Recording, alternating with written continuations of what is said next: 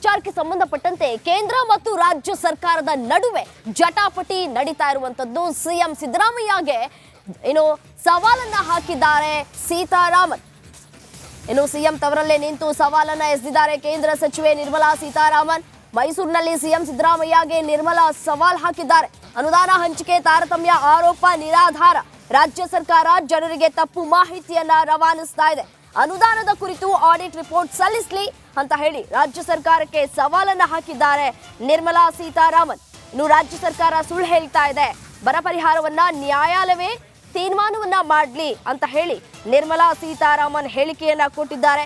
ಬರ ಪರಿಹಾರದ ಬಗ್ಗೆ ಅವರು ಆರೋಪ ಏನ್ ಮಾಡ್ತಾ ಇದ್ದಾರೆ ಅದೆಲ್ಲವೂ ಕೂಡ ಸುಳ್ಳು ಅಂತ ಹೇಳಿ ಮೈಸೂರಿನಲ್ಲಿ ಕೇಂದ್ರ ಸಚಿವೆ ನಿರ್ಮಲಾ ಸೀತಾರಾಮನ್ ಹೇಳಿಕೆಯನ್ನ ಕೊಟ್ಟಿದ್ದಾರೆ.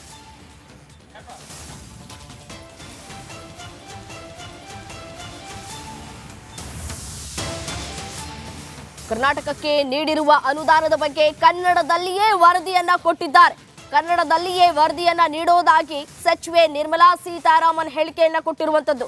ರಾಜ್ಯ ಸರ್ಕಾರ ಸುಪ್ರೀಂಗೆ ಅರ್ಜಿ ಸಲ್ಲಿಸಿದ್ದಕ್ಕೆ ಪ್ರತಿಕ್ರಿಯೆಯನ್ನ ಕೊಡೋದಿಲ್ಲ, ಅಗತ್ಯ ದಾಖಲೆಗಳನ್ನ ಸುಪ್ರೀಂ ಕೋರ್ಟ್ಗೆ ಸಲ್ಲಿಕೆಯನ್ನ ಮಾಡ್ತೀವಿ ಅಂತ ಹೇಳಿ ಮೈಸೂರಿನಲ್ಲಿ ನಿರ್ಮಲಾ ಸೀತಾರಾಮನ್ ಹೇಳಿಕೆಯನ್ನ ಕೊಟ್ಟಿದ್ದಾರೆ. ಇನ್ನು ಮೊನ್ನೆ ಸಿಎಂ ಸಿದ್ದರಾಮಯ್ಯನವರು ಏನ್ ಹೇಳಿದ್ರು, ಇವತ್ತು ನಿರ್ಮಲಾ ಸೀತಾರಾಮನ್ ಅವರು ಯಾವ ರೀತಿಯಾಗಿ ರಿಯಾಕ್ಟ್ ಮಾಡಿದ್ದಾರೆ, ಎರಡನ್ನೂ ನೋಡ್ತಾ ಹೋಗೋಣ. ಈಗ SDRF ಅಂತ ಇದೆ, NDRF ಅಂತ ಇದೆ. SDRF ಅಂತಂದ್ರೆ state disaster management disaster response fund, state disaster response fund. NDRF ಅಂತಂದ್ರೆ ನ್ಯಾಷನಲ್ ಡಿಸಾಸ್ಟರ್ ರೆಸ್ಪಾನ್ಸ್ ಫಂಡ್. ಈ ಸ್ಟೇಟು SDRFನಲ್ಲಿ ಅದು ಪ್ರತಿ ವರ್ಷ ಪ್ರತಿ ರಾಜ್ಯಗಳಿಗೂ ಕೂಡ ಎಷ್ಟು ದುಡ್ಡು ಇರಬೇಕು ಅಂತಕ್ಕಂಥದ್ದನ್ನು ನಿಗದಿ ಮಾಡ್ತದೆ. ಅದು ನಿಗದಿ ಆಗೋದು ಯಾವುದು ಇದ್ರ ಮೇಲೆ ಅಂತಂದರೆ ಫೈನಾನ್ಸ್ ಕಮಿಷನ್ ರಿಪೋರ್ಟ್ ಮೇಲೆ.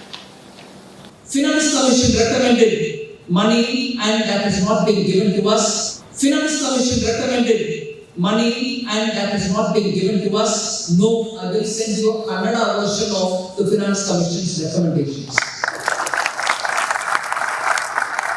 Tell me the amount that has been claimed by Karnataka government is part of the recommendation of the final report or not.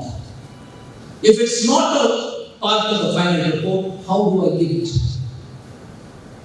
So, totally baseless, wrong interpretations are being given to confuse the mind of the people. I want to assure you here, PM Modi has been a chief minister. He knows what it is to get money in time, right money in time, and therefore